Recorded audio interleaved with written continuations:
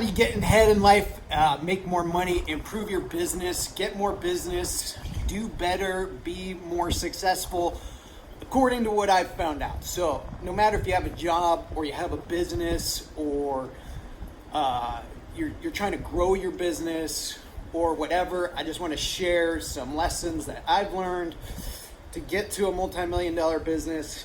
That I'm just doing these so I can help people, and I want to have videos like this so when my kids are older and my grandkids, they can see these, and if it helps you in the meantime, enjoy. I have nothing to sell you. I have no programs. I have no way to tell you how to make money. But I have an underlying cause of why you're probably not as successful as you want, or your business is not doing as good as you want. And if you watch my last video on Outwitting the Devil, I'm going to do another book review on this book called Work the System by Sam Carpenter. I hired his business partner as my business coach too. So I want to relate, my whole theme here is you can easily become more successful no matter what you're doing with simple, easy steps that you're not going to be able to do.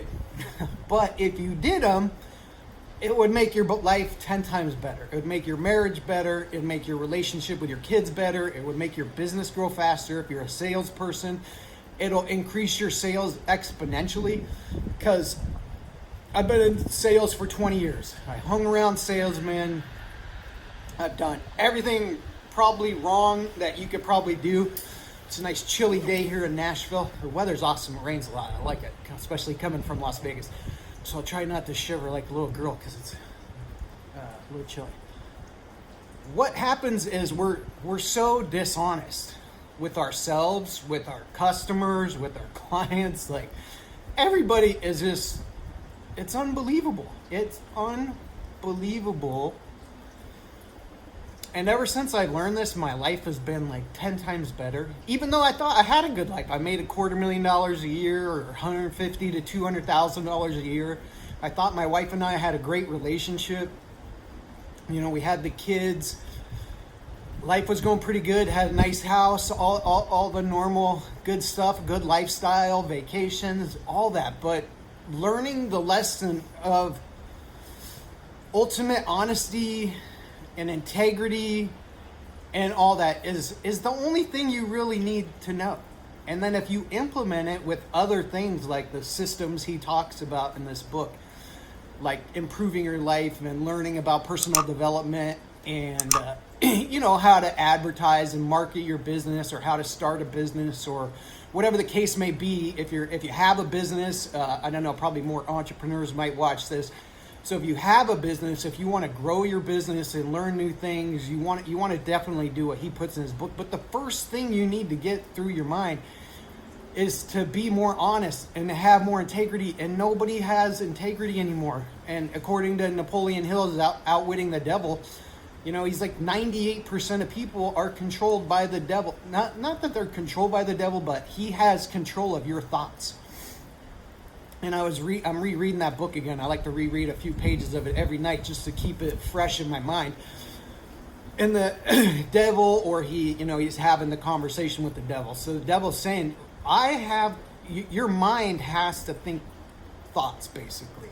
And they're either positive or negative. The thing is, for most people, they're negative thoughts. And they're the same negative thoughts that go over and over and over. See, that's why you got to focus on positive thoughts, and everybody knows that, positive psychology. But what I think happens is everybody's trying to take the easy way out and trying to get something for nothing, and it's so pervasive in our culture nowadays. I see this all the time. Like, people scam us all the time for rooms, and they call their credit card company because they want to get around our cancellation policy. We had somebody the other day, they booked a room for 2 days from then to check in. Well, our cancellation policies, you can't cancel within 45 days of check-in. And then they came up with, they're like, oh, well, I didn't see that it booked it for then. It was supposed to be for the next week or whatever. And we send them 2 emails to confirm that they meant to do the transaction and to check the dates are right. But of course, they don't want to take any responsibility for that. If they don't like what our answer is, they'll just call their credit card company and charge fraud. And just a couple of experiences I've had to give you some examples. Like my business is I rent out people's timeshares on Airbnb and VRBO.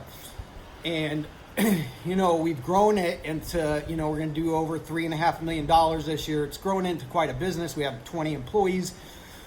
So I've had a lot of experience dealing with employees and peoples, and my bright idea was to make sure that we were good even during bad times. So about 4 or 5 years ago, I was like, well, why don't we do the same thing? I watched this webinar on how to rent out people's RVs, and I was like, oh, that's a great idea. So I've been through this RV rental nightmare for like 4 years. And these people, the RV renters, were like the meanest, most horrible. I don't know if they're horrible, but they weren't that nice. If something went wrong, they would like freak out and try to get all their money back and blame you for everything. And we would try to come up with so many solutions to keep people happy, and they complained about everything. We even put notice that there's a high likely that something will go wrong, excuse me, because it is an RV and things do break. And this RV was pretty much brand new, and it had problems pretty much. It was brand new when we first started renting it. I never even used it. The first person that used it was the renter, and something happened on the first thing. And so we came up with solutions, yada, yada. Anyways, we were going to move out of the country. We decided to move to Nashville instead. And I had this lady rent out my RV, and she like came, and I'm pretty sure this lady was just like lying about everything. She stole, like, now I got it from her lot to take it to a consignment area because she had no systems in place. She would never notify us if the thing got rented. She said always was something broke on it. She said she had a place to fix it. She had her own shop, but they could never fix it. She'd have to send it to these shops. It never got rented, and nothing could ever get fixed right. And then after like 6 or 8 months, I'm like, well, why isn't this thing getting rented? And I go on her ads, and I was like, well, when do you notify us when there's rentals? She's like, oh, just go online to RV Share and look at it. So we go on there. She took all the nice brand new stuff we had out of it. She took that out. She decorated it, I would say pretty horribly, but obviously that's all, in the eye of the beholder. But I had professional photos that looked super nice. She took pictures with her cell phone, which the first rule of Airbnb, RV rental, anything, is to take professional photos. And then she made all these excuses. She did all the work herself. She said she had like 20 or 30 RVs. And she cleaned them all herself and did all this and tried to, and she was like handling all the communication with the owners, which, when we did it, we only had 2 RVs, and it was like a full-time job just doing these 2 RVs. And I had, 10, 15 employees at the time, and they would handle the communications. Plus I had one guy that ran the RV and did all that. And that's a whole nother story for another thing about crackhead Todd. How this guy's life, when you lie when you lie to other people, and mainly we lie to ourselves is the biggest problem, but most people lie to everybody else in some way. Like crackhead Todd, as I affectionately like to call him, he stole my $6,000 watch. He would steal like gift cards out of my house. He would steal anything that wasn't nailed down. He would tell me we need stuff for the RV, like batteries and stuff, and then he'd go buy it, and then he would take money back on the debit card, cash back. I caught him doing that a few times. And this guy would just lie about everything, and his life was just always a mess. There was always something wrong. He would lose his car would break down. He would get kicked out of his house. He would get kicked out of where he was living. He would run out of money. People would steal from him, so he would say. He always just had problems, because when you're lying like that, you always have difficulty. And most of us are, I would say a lot of people are pretty honest, like at their work or to their job or to their clients or whatever.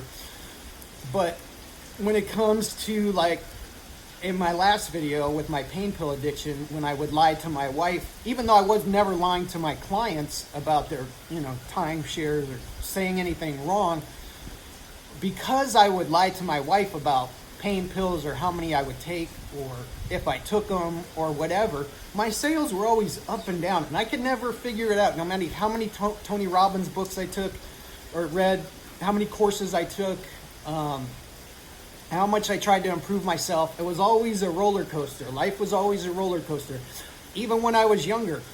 And I wouldn't do the right things, like I would just quit a job maybe, because it was easy for me to get jobs because I don't know, it was just easy if you're, look, decent and you're nice and whatever. It was easy to get jobs, so sometimes I would leave the jobs and just not worry about it, things like that. But when you're lying to people in any way, that comes across, and that's what makes your life go up and down and up and down, and you never have any consistency. That's what makes you not get to the next level. If you're at a job and you're always complaining about your boss to somebody else, well, that gets back to your boss. Even if you're nice to their face when they're around, or you kind of kiss their butt or whatever, that stuff gets back around. If you're lying to your wife, say you're cheating on your wife, but you never lie to your clients, you're a financial planner or you're a solar salesman or whatever, but you lie to your wife if you took drugs when you went out with your buddies at the bar that day, or you don't tell her that, or what would be some other examples? Anyways, this lady, I could tell she was lying to me when she was renting out my RV. And then now that I've taken my RV from her place to the next place, like when she picked it up, I had like 5 bins filled with stuff, brand new sheets, towels, a lot of that stuff was brand new. Plus we had a lot of other stuff in these bins, Instapot, camp chairs, all this stuff. None of it was there. It was all missing. And this lady, and then she friended me on Facebook. So over the last year, I've seen her life, and she always has problems, and she's always like, oh, this happened and that happened, and the poor lady's house burnt down. It's just absolutely horrible. But it seems like when you do wrong, when you're not honest, you don't have integrity, stuff is always going to keep going, no matter how little the lies are that you're telling. Like, say you go shopping and you spend $400, you tell your wife you only spent $200. Couples that keep their money separate. Why would you want to keep your money separate when you're married, unless you're doing something you don't want the other one to know about?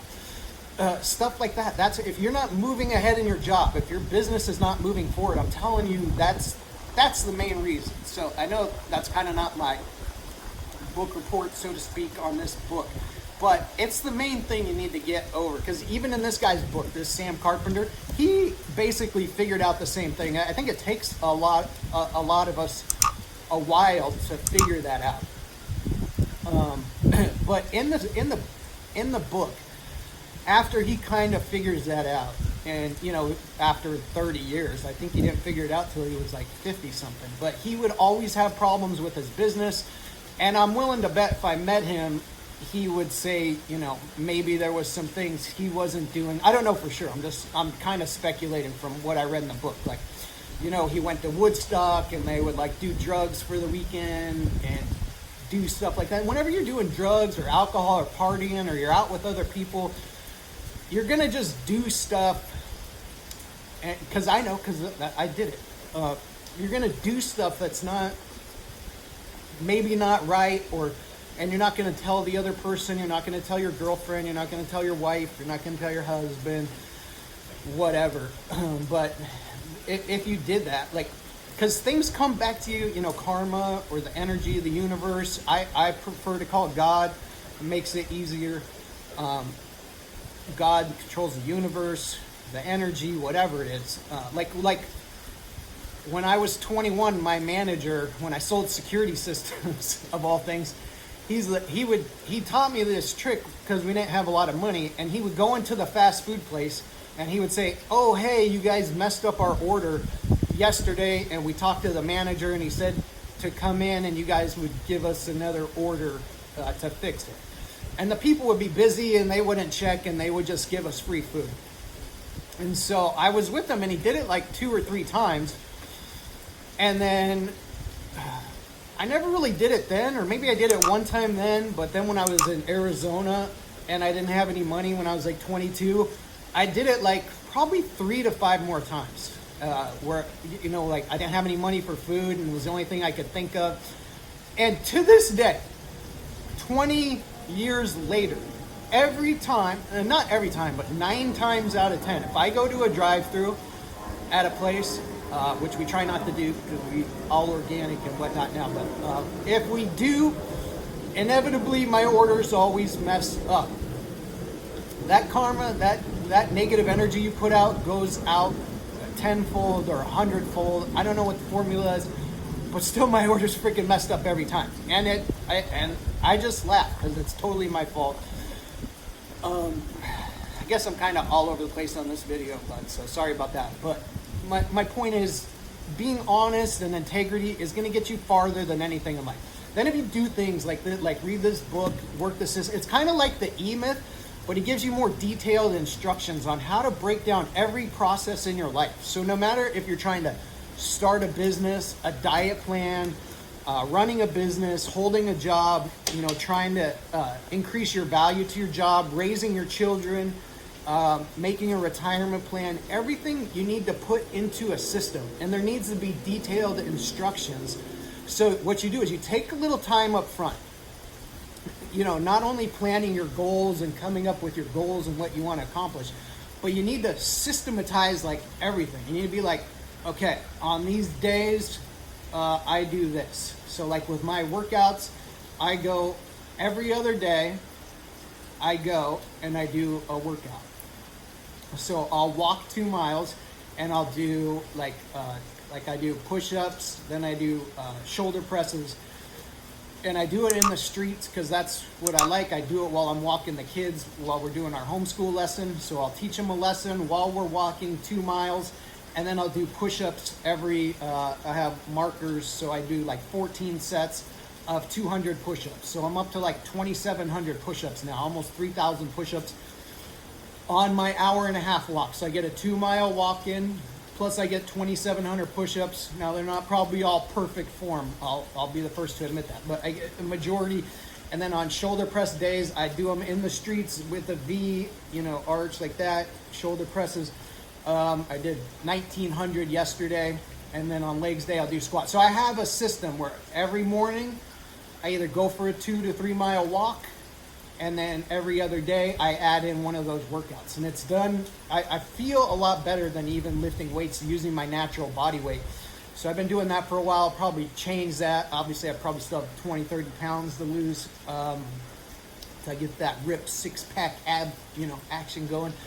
But coming up with a system, and then in my business, we're writing out each step of the business. So we broke down each of the jobs in our business, and then we're writing out each step, like how do you check this? Step 1, check the email.